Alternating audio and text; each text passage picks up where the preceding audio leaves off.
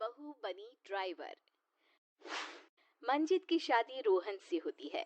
रोहन को नशे की बुरी लत लगी होती है। एक दिन, अरे माँ, मेरा एक साइड का शरीर काम नहीं कर रहा है। मैं आज खेतों में कैसे जाऊंगा? अरे बेटा, ऐसा ना बोल। तेरे पापा के जाने के बाद से तू ही घर चलाने का सहारा है। मैं डॉक्टर को बुला लाती हूँ। देखिए बहन जी, रोहन के शरीर के एक साइड में लकवा है। अब वो कभी ट्रैक्टर नहीं चला पाएगा। घर में मनहूसियत का माहौल हो जाता है। लीजिए माँ जी, रोटी खा लीजिए। अरे बेटा, मुझे तो भविष्य की चिंता हो रही है। मेरा एक ही बेटा है और वो भी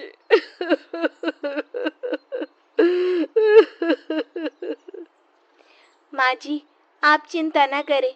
जब तक ये बीमार है मैं खेत जाकर काम कर लिया करूंगी।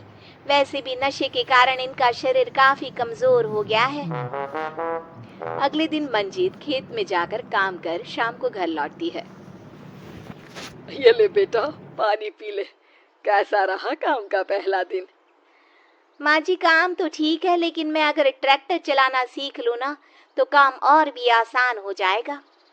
अरे बेटा, दुनिया क्या कहेगी कि औरत होकर ट्रैक्टर चला रही है? माँ जी, या तो हम दुनिया देख ले या अपना घर, कोई बात नहीं। जब ये ठीक हो जाएंगे तो सब ठीक हो जाएगा। अरे बहू, जरा बाहर तो आना। जी माँ जी। बहू, तेरे मामा जी आए हैं, तूने बुलाया था ना? हाँ माँ जी, वो मामा जी ना आज से मुझे ट्रैक्टर चलाना सिखा। मंजीत मामा से ट्रैक्टर चलाना सीखती है। वो मन लगाकर खेतों में काम करती है। और एक दिन, माँ जी, पता है इस बार पूरे गांव में सबसे ज्यादा फसल का उत्पादन हमारे खेतों में हुआ है। इस साल तो खूब पैसे आएंगे। हाँ। सास खुश नहीं होती है। वो चुपचाप वहां से जाने लगती है। तभी मंजीत उसे रोक लेती है। क्या हुआ माँ जी, आपको खुशी नहीं हुई? बेटा, आज डॉक्टर साहब बोल रहे थे कि रोहन के ठीक होने के लिए 5 लाख रुपए की जरूरत है। समझ नहीं आ रहा क्या करूं। मंजीत शांत हो जाती है। अगले दिन सास मंजीत के पास आती है। बेटा, ये मेरे गहने हैं। इसे अपने गहनों के साथ जोड़कर सुनार को दिया। जितने पैसे हो ले आ। डॉक्टर को आज ही देने हैं।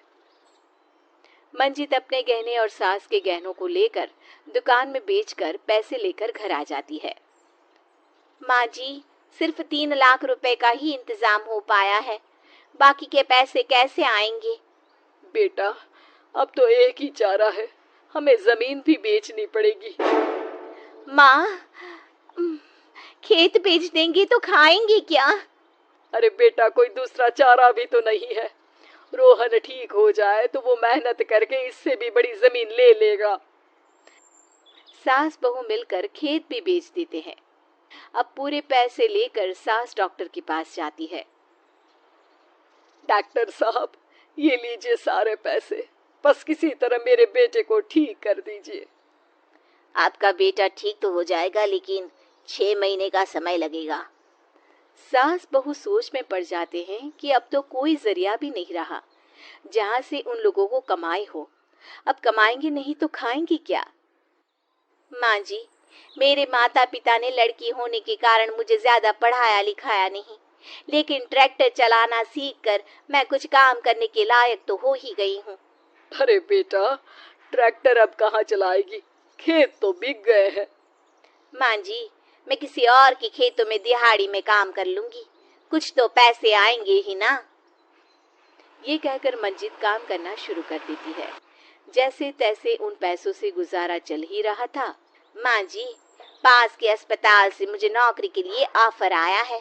पैसे भी ये 4 गुना ज्यादा मिलेंगे और अब खाने पीने दवाई के साथ हम कुछ पैसे भविष्य के लिए भी जोड़ पाएंगे।